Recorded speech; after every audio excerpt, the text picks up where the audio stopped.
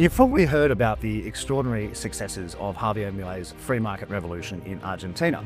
He's been president for 2 years and he's improved things dramatically. Inflation is down, fiscal surpluses are up, and poverty is down. Well, I had the good fortune of spending 2 weeks there just recently, and I interviewed a range of people, including the Minister for Mining and Energy, Daniel González. And one of the interesting things that he had to say is that they don't really care much for their net zero targets. I hope you enjoy the interview. Okay, so I am sitting in the Economy Ministry of Argentina with the Vice Minister for Energy and Mining, Daniel González. Daniel, thank you so much for speaking to us, speaking to the IPO. So firstly, can I ask you, firstly, congratulations on the election result. You must be very happy. What was the biggest reason why Argentinians supported the Milei's reform agenda in your view? Well, I think we are president that got elected from day one. And basically, in this midterm election, what they say then that it was worth continuing the sacrifice, if you want, because there's a dream at the end of the road that people believe it's possible, and it's the first time in I don't know if in history, but in many generations, that structural reforms and addressing the roots of the issues is at the core of what the president holds. Yeah, and this, of course, is one of your main tasks to attract foreign investment to Argentina in the energy and mining sector. And there's you have a large investment program called WIGI, is it? Right. And so can you explain that to the audience, what that does? Yes, well, let me, the two sectors that I have a responsibility of running, which is energy and mining, are the two sectors with the most potential in the next few years. The energy potential is basically coming from a shale oil and gas formations, Vaca Muerta.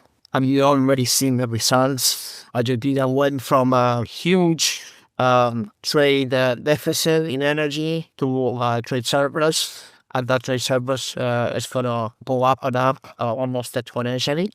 And in mining, it's a reality, the lithium. We're also increasing lithium exports dramatically, and more projects are getting sanctioned. Now, the big bet going forward is copper. There are huge copper resources in Argentina, just 10 kilometers away from the developments of Chile, same geology. But for different reasons, especially those that have to do with the macro in Argentina, our resources did not get developed so far. So why is that? Was that a political decision of previous government? Not so much political decision of the government. I think it's a business decision of the companies that didn't feel confident enough in pouring the dozens of billions of dollars into a country where the rules of the game were pretty clear. Okay, and now we're seeing that the likes of BHC, Australia, of course, the likes of Glencore, the likes of William Kingdom, and others are, some of them have already made significant acquisitions to start the development. And in the case of Glencore, they've already filed into this free program that is mentioned, which is an incentive regime for several sectors of the economy, including mining, that provides for 30 years stability, that provides for lower income tax, provides for no VAT, no tax on exports, foreign imports from the CapEx developing projects. So it has a lot of advantages, and we already have, I think it's like 25 projects that have filed in different sectors, mostly mining and energy. Okay. But 25 projects that have already filed, 9 of which we have already approved.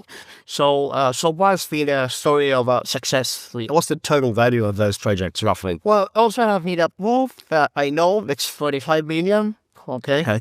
But the ones that have not been approved, difficult to say, because many of the largest projects, including these two Glencore projects, copper projects, and I mentioned, that $25 million numbers that have been multiplying X times. Yes. And so these rules are just for foreigners or also for domestic? No. Foreign. You only you only need to be one of the 8 sectors of the economy that will benefit from the regime. You need to commit investments of only $200 million. 80 of each need to be in the first 2 years. And then, of course, make sure that you do have a project, and we are very thorough in the analysis of the project. Make sure that from a effects perspective, it's not negative to Argentina the first few years. So right now in Australia and the United States, you probably know there's a big discussion about rare earths and critical minerals, etc. Is this something people are talking about here? Well, I'm not sure that for many people tell me about that. Well, yes, it's probably not.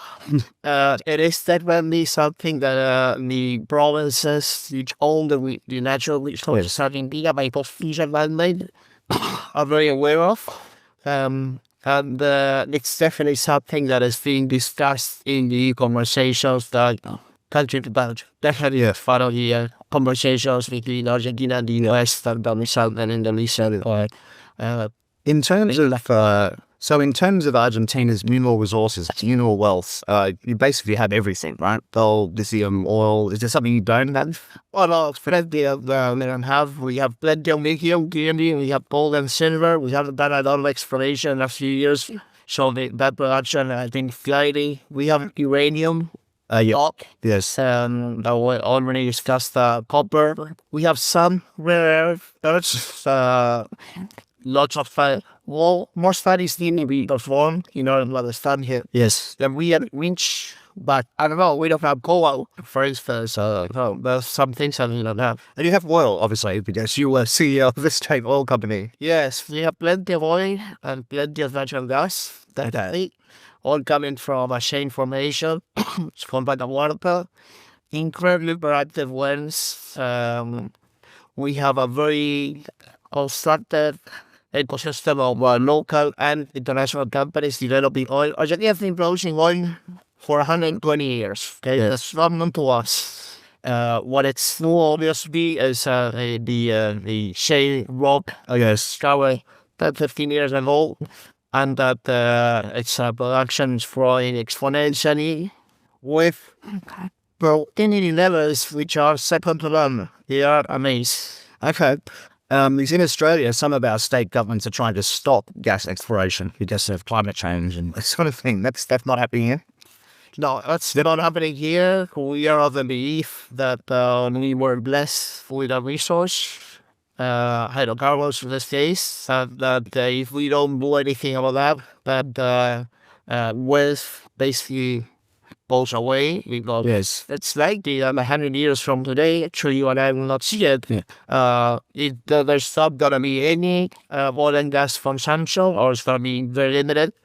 I don't think that effect is for the short term. People have been crying wolf regarding oil for years, and that is not happening, and more things are being developed. So in my opinion, we should not discuss if oil yes or oil no. We should discuss how we develop those resources, be respectful with the environment and the local communities. That we can do. And the companies operating in Argentina have been very respectful for that. So I think that but as long as the world continues to demand oil and natural gas the way it has, and actually, if you think about it, with AI and so on, that demand will go up. So we need to find efficient and environmentally friendly ways to satisfy that, and it is definitely an alternative. So the gas is being liquefied and then exported, or just used for domestic consumption? Well, so far it's been used for domestic consumption.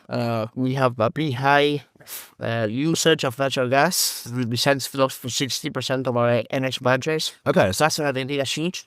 It always has been huge. Recently, there are 2 floating LNG facilities that have made a final investment decision that will come in. The first one on the second half of 27, the second one in the first half of 28, and then there's an additional 2 that will come at some point in the next 5-6 years. So we will enter into the LNG export market very compete with Australia, maybe? Well, it's a commodity. Yeah, is that? In a way, natural gas will end up being what crude oil is, which is you have one price for adjusted for quantity, but for the same commodity all over the world. Until today, natural gas was locally priced. I think that we're moving towards export parity price for natural gas. Is that going to damage the price of electricity here in Argentina if it goes to a global price? I don't think so, because in order to be efficient and competitive in the global LNG market, we need a well-hit price of natural gas. It's not that high, okay? And it's not that different than local prices that we already see in Argentina. Okay. Not those other. Certainly in the US, there was a lot of controversy about fracking some years ago. That it's banned in Australia and some places. Is it possible to frack here in Argentina? Of course, all the unconventional, all the shale development that I just fake reference, it's false. It's fracking. We already crossed that bridge, and it's a serious thing. Yeah. And you need to make sure that the usage of water is properly controlled. And you need to make sure that they are micro-seismic activity. It cannot hurt the local communities. I think all of that has been addressed properly. Obviously, the provinces that are the authority for environmental issues on the resources for the primary controllers that see all that. But so far, so good.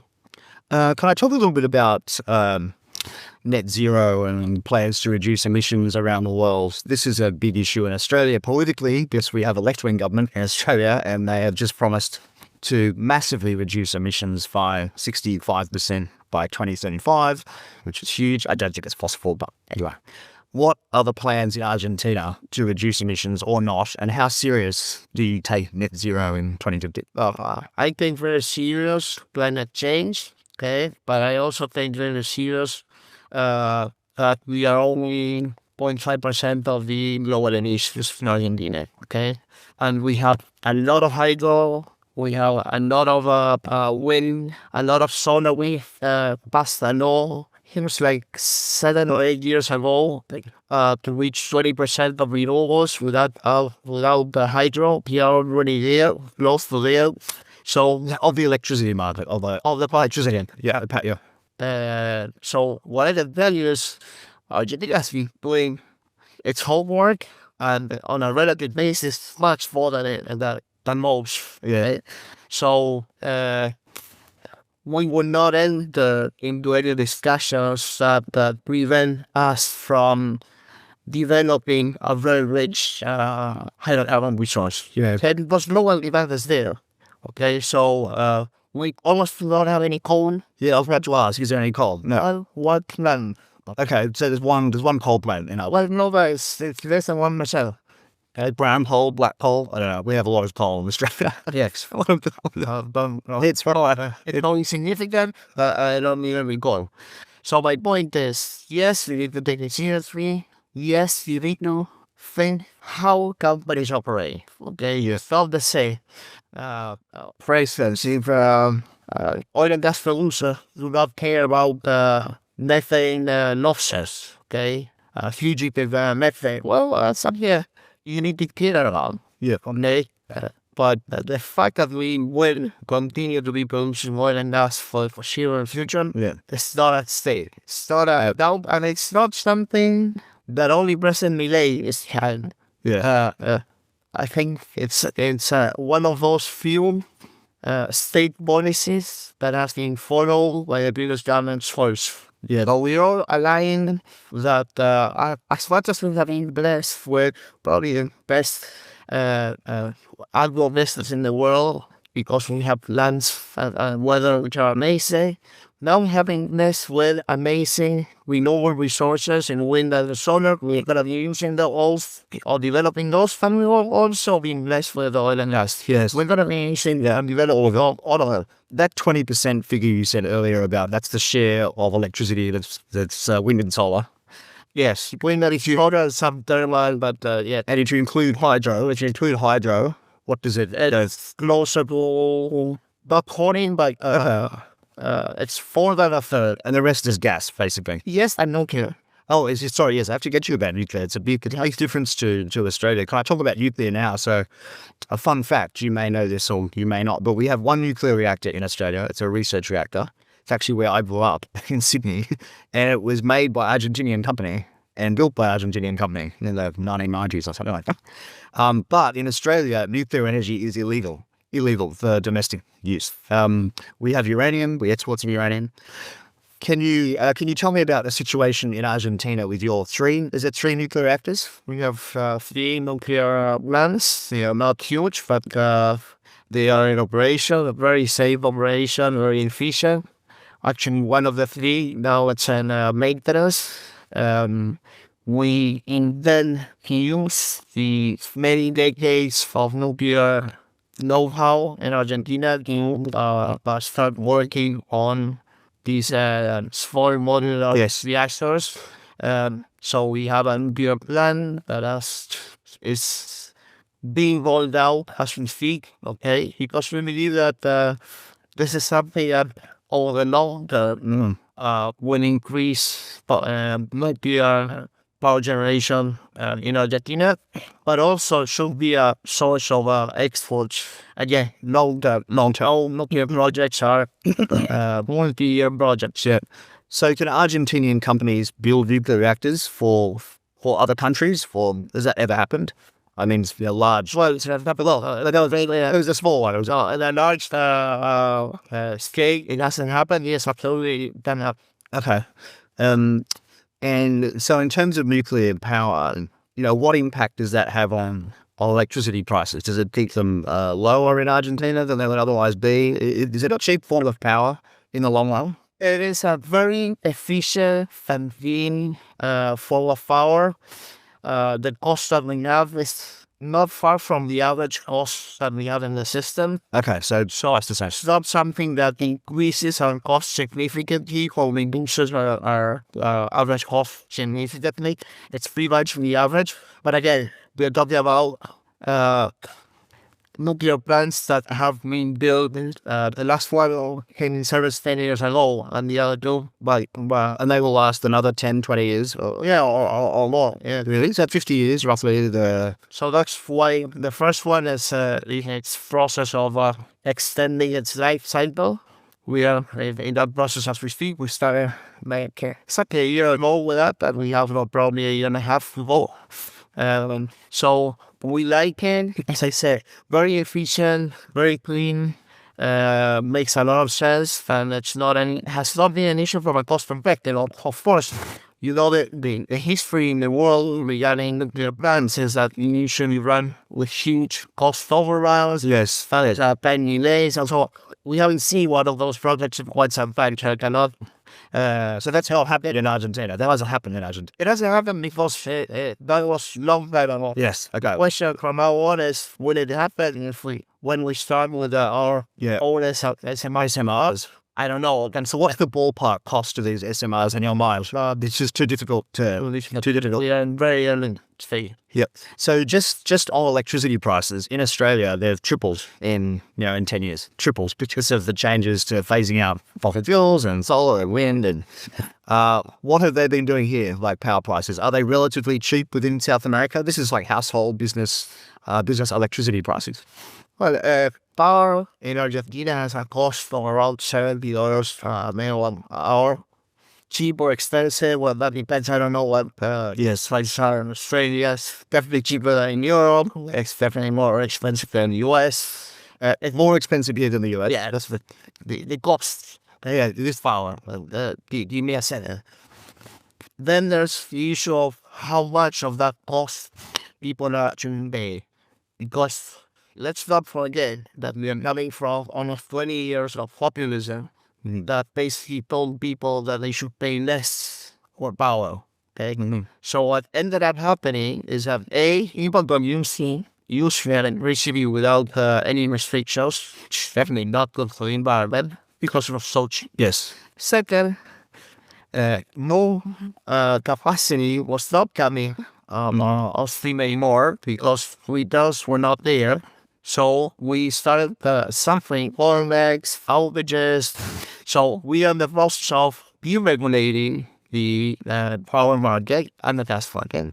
And in conjunction with that, we gradually reducing the subsidies that people have been getting. Okay. Give you a sense.